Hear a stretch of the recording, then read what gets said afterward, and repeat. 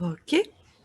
Alors, pour trouver votre invitation Bridge to Practice, vous allez dans vos courriels. Normalement, vous l'avez reçu, donc vous allez trouver Bridge to Practice. An account has been created for you. Vous cliquez dessus. Ça arrive parfois que l'invitation arrive dans les spams, dans les courriers non désirables, la quarantaine sur Outlook. Alors peut-être que vous pouvez rechercher spécifiquement cette adresse-là pour voir si vous avez reçu quelque chose de cette adresse-là. Il y a aussi ici amazonces.com que vous pouvez peut-être rechercher. Si malgré ça, vous ne trouvez pas votre invitation, contactez-moi et on va essayer de trouver une solution, comme par exemple vous inviter sur une autre adresse courriel. Donc une fois ça fait, vous allez cliquer sur Activate et là vous allez arriver sur...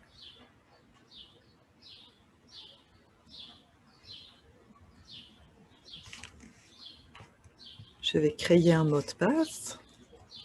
Vous créez celui que vous voulez.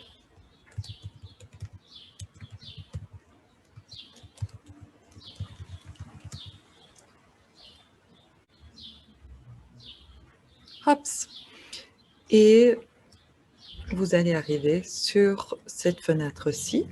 Vous allez voir vos activités pour le cours ORT 6141, été 21. Il y a 3 exercices, normalement 3 activités. KV français complet voyelle, KV français complet phrase, évaluation de la résonance, identification. Ça, c'est un TP avec Annie Salois. Le ORT 6655, vous ne l'avez pas, c'est normal. C'est un autre cours auquel moi je suis invitée. Vous avez seulement le ORT 6141, été 21. Alors, qu'est-ce que vous faites ensuite? On clique sur la première activité, qui est le KV français complet voyelle, Training Tool. Et là, vous entrez directement dans les tâches que vous avez à réaliser. Alors, il y a un certain nombre de tâches. Je pense qu'on est à 40 tâches. Pour le cours, je vous demande d'en réaliser 20 pour avoir les 5% associés à ce TP-ci. Okay, donc, vous cliquez sur la première tâche de votre activité. Là, vous allez pouvoir écouter l'échantillon vocal, ici. Ce que vous entendez, c'est une voyelle d'un échantillon qui provient d'une banque de données où on a enregistré la voix de personnes qui ont consulté en ORL pour un problème de voix. Malgré ça, tout un tas de voix que vous allez écouter n'ont pas spécifiquement de problèmes vocaux parce que parfois il y a des contrôles normophoniques. Donc vous pouvez réécouter l'échantillon autant que vous voulez. Ici, quand vous lisez le code de la personne, vous pouvez savoir qu'il s'agit d'une femme qui a 57 ans. Voilà, c'est les seules données dont on a... Hop, on la réécoute.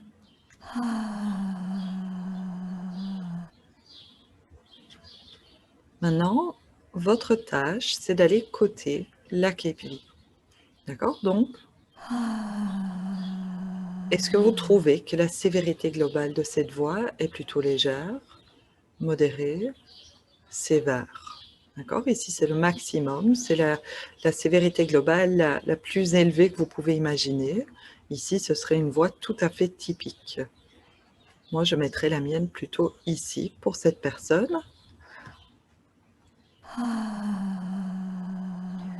Est-ce que la qualité de sévérité globale que vous évaluez, elle est constante, présente tout le temps dans l'échantillon, ou elle est présente seulement par intermittence? Pour moi, c'est plutôt constant ici. Ensuite, au niveau de la raucité, est-ce qu'on entend de la raucité dans cet échantillon?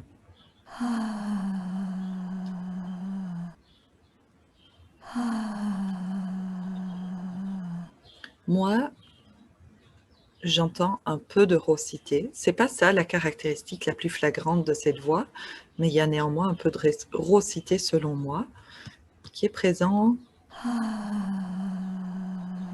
plus ou moins constamment, moi je mettrais plutôt ça. Est-ce que la voix est éteinte? Éteinte, c'est aussi le caractère soufflé de la voix. Ok, le fait qu'on entende du souffle dedans, on réécoute.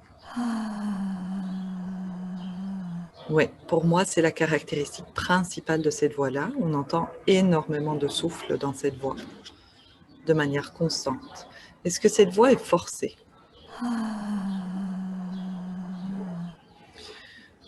Pour moi, il n'y a pas de caractère spécialement forcé dans cette voix-ci. Donc, je le laisserai, oui, je le laisserai probablement à 0. Et c'est quelque chose qui est constamment présent.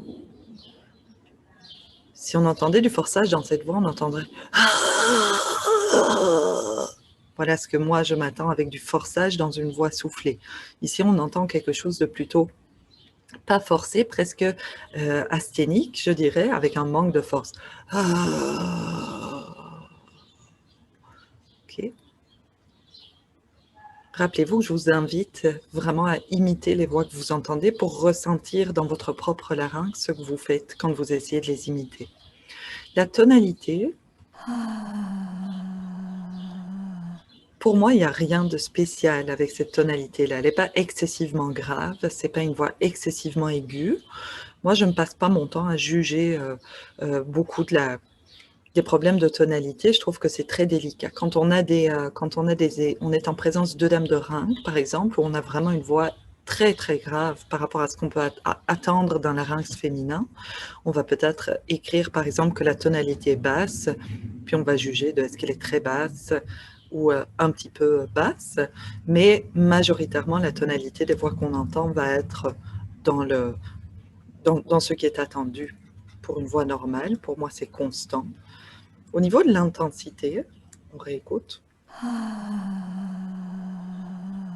Pour moi, ici, on est plutôt face à une voix faible, avec une intensité basse, de manière modérée. Okay, on pourrait s'attendre à ce qu'elle soit d'intensité encore un peu plus faible, et je dirais que c'est plutôt constant. La majorité des voix qu'on va entendre dans le cadre des troubles de la voix, la résonance va être normale, et pour moi, c'est le cas dans cette voix-ci. Il n'y a rien de spécialement hypernasal, hyponasal ou résonance de cul-de-sac dans cette voix-ci. Est-ce qu'il y a d'autres caractéristiques qu'on entend dans cette voix? Pour moi, possiblement, il y a une aphonie à la fin de l'échantillon, si vous réécoutez. Plutôt au début, pardon. Alors, est-ce que c'est de l'aphonie? On entend ah, et puis la voix se met en route, ou est-ce que c'est tout simplement qu'il y a une attaque soufflée de la voix? Mais moi, par exemple, ici, je changerais d'avis en ayant réécouté l'échantillon, j'enlèverais ça et je laisserai ici, je mettrai autre et j'écrirai attaque soufflée. Et là, je soumets ma réponse. Et ici, vous arrivez alors à un aperçu des réponses,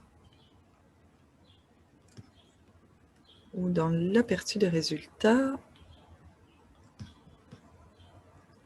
Voilà, quand vous cliquez sur aperçu des résultats, qu'est-ce que vous voyez? Vous voyez l'étendue en vert de la cotation des experts. Okay, donc on a à peu près 9 experts qui ont coté ces voix-ci. Comme vous pouvez voir, tout le monde n'est pas d'accord, même s'il y a un petit regroupement d'experts ici. D'accord? Donc on voit que moi, le mauve ici, ce sera vous, vous serez en mauve au moment de faire vos exercices. J'ai coté un peu plus élevé que la majorité des autres experts pour la sévérité globale. Il y a malgré tout 2 autres experts qui ont coté plus que moi. Ok, si on va voir plus bas, on voit ici que en ce qui concerne le caractère constant, 100% des experts ont coté constant. Personne n'a coté intermittent. En ce qui concerne la raucité, moi j'ai coté plus faible que 1, 2, 3, 4, 5 experts, mais plus haut que 3 experts. D'accord? Donc on voit aussi qu'il y a une étendue assez forte de la cotation de raucité parmi les experts. On voit aussi que moi, j'ai coté constant, comme 70% des experts, mais il y a quand même 30% des experts qui ont trouvé que cette voix-ci, il y avait une raucité par intermittence. Ici, on est sur la voix, le caractère éteint de cette voix-ci. Et là, vous pouvez voir que la variabilité des réponses des experts, elle est beaucoup plus petite que pour la sévérité globale et la raucité. D'accord? Et c'est révélateur, cette voix-ci, son caractère principal, c'est vraiment son caractère éteint, le fait d'avoir du souffle dans cette voix-là. Moi, je me situe pas mal au milieu par rapport aux autres experts qui ont coté cette voix. Tout le monde est d'accord pour dire que le caractère éteint de cette voix est constant. Après, au niveau du caractère forcé de la voix, on voit que tout le monde est plutôt dans le faible, mais il y a quand même une variabilité assez forte des experts, d'accord? Moi, je suis parmi les plus faibles, ici un autre expert aussi. Et puis, ce qu'on peut voir, c'est que 70% des experts ont jugé que le caractère était constant, le caractère forcé était constant, et 30% ont jugé intermittent. Au niveau de la tonalité, qui est ici, 90% des experts jugent qu'elle est normale, c'est aussi ma réponse. 10% jugent qu'elle est élevée. Ici, on voit effectivement, probablement ici, c'est la personne qui a jugé qu'elle est élevée, d'accord, mais très faiblement. Et les jugements disent, ici, on voit que 80% des experts ont jugé que le caractère de la tonalité normale est constant. Certainement, c'est ceux, les 20% ici, qui ont jugé que la tonalité était élevée, qui l'ont jugé par intermittence. On peut imaginer que la personne qui a jugé ici un petit 2 a jugé que par intermittence, elle avait l'impression que la voix paraissait plus aiguë que ce qu'elle pouvait attendre. En ce qui concerne l'intensité, 70% des experts ont jugé qu'elle était faible, l'intensité plutôt faible, 30% qu'elle était normale. Et on voit que c'est très variable ici comment les experts jugent ce critère-là, d'accord? Donc, vous vous souciez pas trop si vous êtes comme en dehors même du range des experts, parce qu'on voit que les experts ont quasiment utilisé toute l'étendue de l'échelle pour cette voie-ci. Alors, souvent, le caractère d'intensité faible, on va discuter, oui, mais là, quand il n'y a presque pas de voix dans cette voix-ci, vous avez entendu, il n'y a presque pas de fréquence fondamentale, on entend ce souffle très fort. Est-ce qu'on peut même parler qu'il y a que la voix est forte ou faible, en fait? Est-ce qu'on n'est pas plutôt en train de juger du caractère soufflé de la voix? Et c'est ça, probablement, qui est en arrière de tous ces jugements très diversifiés, d'accord? Moi, j'avais jugé ici au milieu, je me situe au milieu des autres experts. 90% ont jugé que le caractère d'intensité de la voix est constant. Certains, une personne a jugé que c'était inconstant, intermittent. D'accord? Donc, que peut-être la voix est plus forte, plus faible à certains moments. Ici, on voit que 90% des experts ont jugé que la qualité était normale. Probablement, ici, c'est un expert qui a oublié de cocher cette case-là à un moment où c'était possible, je pense, de ne pas coter la case et de terminer l'exercice. Personne n'a jugé qu'il y avait quelque chose de spécial avec la résonance. Alors, c'est intéressant. Ici, on voit que 30% des experts ont jugé qu'il y avait de la diplophonie dedans. C'est-à-dire qu'on a l'impression d'entendre deux fondamentaux. Et en fait, je suis assez d'accord. Quand j'avais du mal à juger du caractère rauque de la voix, c'est parce que moi, j'hésitais justement à me dire est-ce que ce serait plutôt de la diplophonie qu'on entend que la caractéristique rauque de la voix. Souvent, on va mélanger les deux. Est-ce que c'est très important de savoir si c'est l'un plutôt que l'autre? Les deux correspondent sur le plan anatomophysiologique à une vibration irrégulière des plis vocaux. D'accord? Un patron irrégulier de vibration des plis vocaux. Dans la diplophonie, ce patron irrégulier va malgré tout avoir une certaine régularité qu'on ne voit pas dans la raucité, mais ça on pourra, voilà, ça demanderait un cours de perfectionnement en voix pour discuter de ces éléments-là. L'asthénie, c'est ce sentiment de faiblesse dans la voix. Moi, j'avais, je pense, hésité peut-être avec l'asthénie. Non, pas l'asthénie, j'avais mis aphonie, moi. C'est ça, j'avais hésité avec aphonie. Ben, je serais finalement bien d'accord de dire il y a cette petite faiblesse au niveau de la voix. Ah. Ok, on a l'impression que la personne pourrait essayer de forcer plus sur le plan laryngé pour éviter qu'il y ait tout ce souffle. Donc, voilà, moi, j'avais pas mis Asténie, mais en voyant la cotation de 40% de mes collègues, je suis quand même assez d'accord et je pourrais changer mon jugement vers un jugement d'Asténie.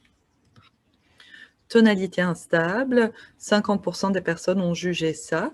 Pour moi, ça revient avec aussi cette idée de peut-être de diplophonie. On entend qu'il y a quelque chose de particulier dans cette voix-là et on va hésiter. Est-ce que c'est de la rosité, de la diplophonie?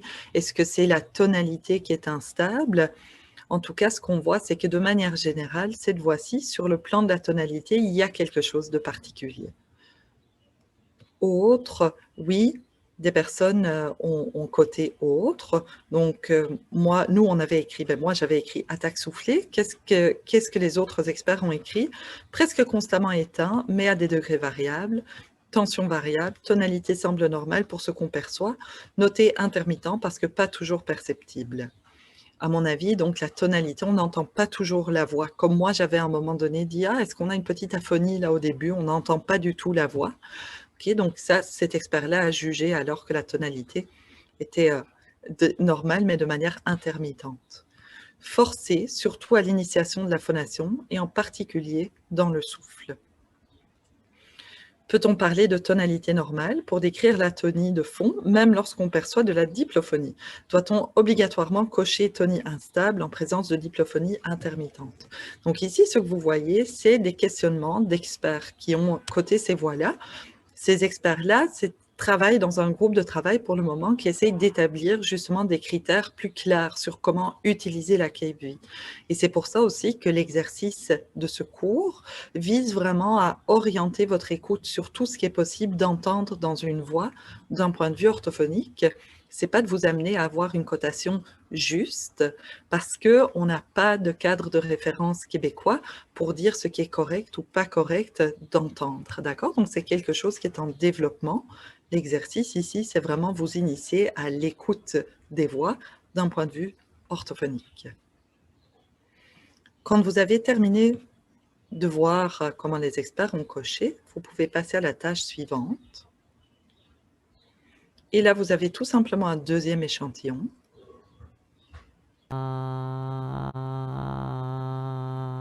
Que vous pouvez écouter autant de fois que vous voulez.